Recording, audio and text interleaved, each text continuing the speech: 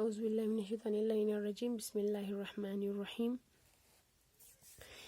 Class 12 lecture 4 जिसमें हम polymers unit पुस्टार बेनियत बेटा क्लास लेक्चर ये हमारा है लेक्चर नंबर 4। लेक्चर 3 में हमने किया था क्लासिफिकेशन कर रहे हैं हम पॉलीमर्स के classification on the base of molecular forces की पॉलीमर्स चेन में किस तरीके के मॉलिक्यूलर फोर्सेस होते हैं गाजोस तो योम मत्सुक उदी हिसाबी का पॉलीमर्स ला फर्दर क्लासिफाई बसयोत इनटू 4 क्लासेस में चिचिंग अथेसिस ऑन द बेस क्लास चिचिक इलास्टोमर्स ने मिंग पुस खुदी के पता छेंदुक कि इलास्टोमर तो चोस मॉलिक्यूलर सॉरी तो चोस पॉलीमर्स जिनमें मॉलिक्यूलर फोर्स होंगे बहुत ज़्यादा वीक। दैट इज़ वाई हम उनको इजीली स्ट्रेच कर सकते हैं और जैसे ही फोर्स हक से अप्लाई बातचीत हम उसको स्ट्रेच कर सकते हैं और जैसे ही फोर्स हम छोड़ देंगे तो वो अपने ओरिजिनल शेप पे वापस आ जाएगा। ठीक है, उसमें हमने वीक वंडरवॉल फोर्स देखा इन केस ऑफ इलास्टोमर्स में। ठीक, अब है हमारे पास नेक्स्ट उसी का सेकेंड क्लास है जिसका नाम है बेटा फाइबर्स। FIBERS fibres. ठीक है, फाइबर्स नी फाइबर FIBRES फाइबर्स। ठीक है, fibres these are such polymers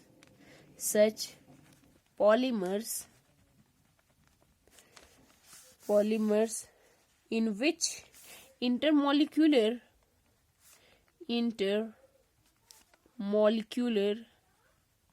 forces of attraction fibers attraction in which molecular forces of attraction are strongest। इसमें सब बहुत ज्यादा इंटरमोलिकुलर फोर्स ऑफ अट्रैक्शन होगा। किसमें? फाइबर्स में। हमने बोला था इलास्टोमर्स में they have the weakest molecular force और in case of fibres these have the strongest molecular force between the polymers chain के बीच में जो मॉलिक्यूल से निष्क्रिय जो फोर्स ऑफ अट्रैक्शन होगा that is strongest. That is why fibres जो हम कपड़े वगैरह बना लेते हैं, नाइलोन है, पॉलिस्टर है, polyacrylonitrile, these are the examples of fibres. ठीक, ngatiल तो जेंगाती कुंचान ngatiल को वैसे थिन मन का तो क्या वो स्ट्रेच होता है? नहीं, उनमें क्योंकि मॉलिक्यूलर फोर्स बहुत ज्यादा होता है और मन ज्यादा का तो फोर्स अप्लाई बस मन ज्यादा का थिन का तो अल्टीमेटली क्या हो जाएगा? ये फटेगा। ठीक है, स्ट्रेच वगैरह नहीं होता है। अब इसमें हम इसे पॉइंट्स में लिख लेते हैं। ठीक, इसमें हम इस तरीके से लिख सकते हैं बेटा, दीज फोर्सेस जो हमने स्ट्रॉन्गेस्ट बोला फोर्स, उसमें से कौन से force? These forces are either due to hydrogen bonding की वजह से हो सकता है, हाइड्रोजन बॉन्डिंग, और डाइपोल इंट्रैक्शन की वजह से, dipole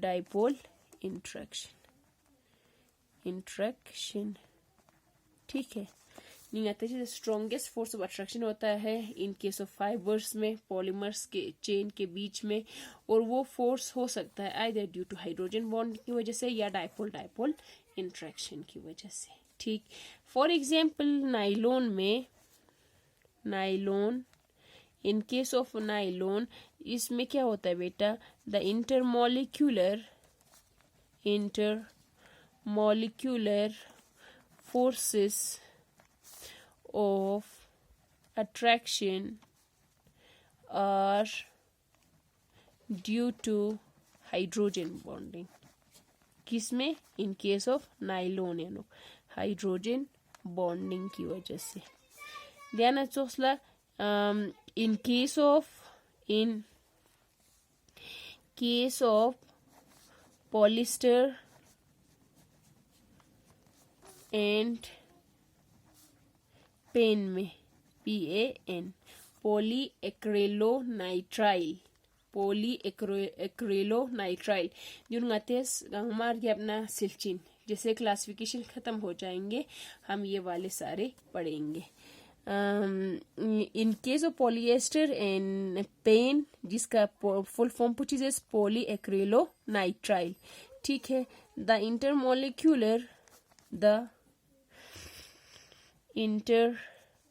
molecular forces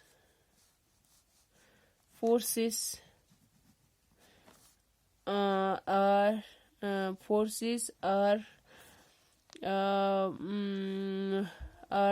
dipole interaction, dipole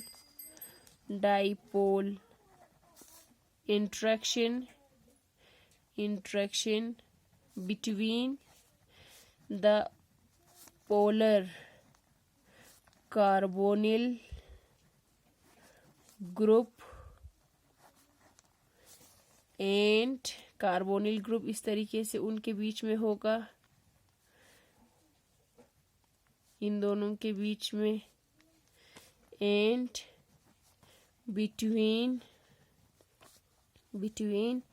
carbonyl and cyano group, CYANO, cyano group इस तरीके से होंगे।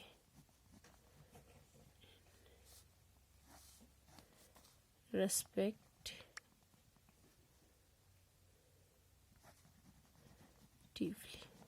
छोटा वो देखो this चीजें फाइबर्स में इंटरमोलिकुलर फोर्स ऑफ अट्रैक्शन बहुत ज़्यादा स्ट्रॉन्गेस्ट होता है। नीड ये फोर्स वो या ड्यू टू हाइड्रोजन बॉन्डिंग की वजह से होगा या डाइपोल इंट्रैक्शन की वजह का होगा। मतलब एग्जाम्पल था जैसे कि नाइलून में जो फोर्स ऑफ मॉलिकुलर फोर्स होता है it is due to the hydrogen bonding. Strong अगर फोर्स अगर होता है तो वो that is due to hydrogen. Then चौथा पॉलीएक्रिलोनाइट्राइल जिसको पेन कहा जाएगा शॉर्ट फॉर्म में, दोनों पॉलीएस्टर साइनो डाइपोल इंट्रैक्शन हो मतलब कार्बोनिल दोनों कार्बोनिल ना साइनाइटिश किल्ला। ठीक है, अब उसके बाद हम उसमें और लिख सकते हैं बेटा, due to presence of strong molecular forces of attraction fibers have high tensile strength and least elasticity। ठीक है, तो चीज़ें स्ट्रॉन्ग मॉलिक्यूलर फोर्स होती है वजह का उनके बीच में जो फाइबर्स होते हैं वो बहुत ज़्यादा, उसको बिल्कुल भी हम थोड़ा सा भी इलास्टिसिटी वाला प्रॉपर्टी इनमें नहीं होता। बहुत ज़्यादा स्ट्रेंथन होता है, अपने ओरिजिनल अपनी पोजीशन को अपनी शेप को वो मेंटेन रखता है। वो को जब भी हम बाहर से फोर्स अप्लाई वगैरह खींचने की कोशिश करेंगे तो वो खींचेगा नहीं, अपनी पोजीशन पे वो जैसे है वैसा रहेगा। ठीक है, या इसमें हम लिख सकते हैं बेटा, moreover the molecules of these मतलब polymers are long होता है, thin होता है, thin and thread like होता है, thread like and hence can be easily packed कर सकते हैं। ये थिन होने की वजह से, लंबा थिन थ्रेड लाइक होने की वजह से हम इन पॉलीमर्स को, फाइबर्स को, जिनसे हम कपड़े वगैरह जो बनाते हैं उनको इजीली हम पैक कर सकते हैं। बहुत ज़्यादा क्वांटिटी में हम इजीली उनको पैक कर सकते हैं। छूता और लास्ट पॉइंट हम इसमें लिखेंगे, these polymers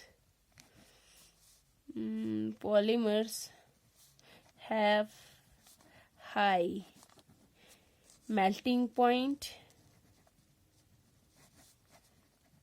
and low solubility। अगर हम इसको देखेंगे, इसके मेल्टिंग पॉइंट वगैरह देखेंगे तो due to strong molecular force होने की वजह से इनका मेल्टिंग पॉइंट बहुत ज़्यादा हाई होगा और ये लीस्ट सॉल्युबल होंगे, सॉल्युबिलिटी इनका बहुत ज़्यादा कम होगा। छूते दुख तुक मैं फिर से एक बार रिपीट करती हूँ। देखो हम क्या पढ़ रहे हैं, classification on the base of polymers को हम क्लासिफाई करेंगे further on the base of molecular force, कि किस पॉलीमर में कैसा फोर्स ऑफ अट्रैक्शन है बिटवीन द चेन के बीच में। तो उदी हिसाबी का पॉलीमर्स या फर्दर डिवाइड बस 304 क्लास। सबसे पहले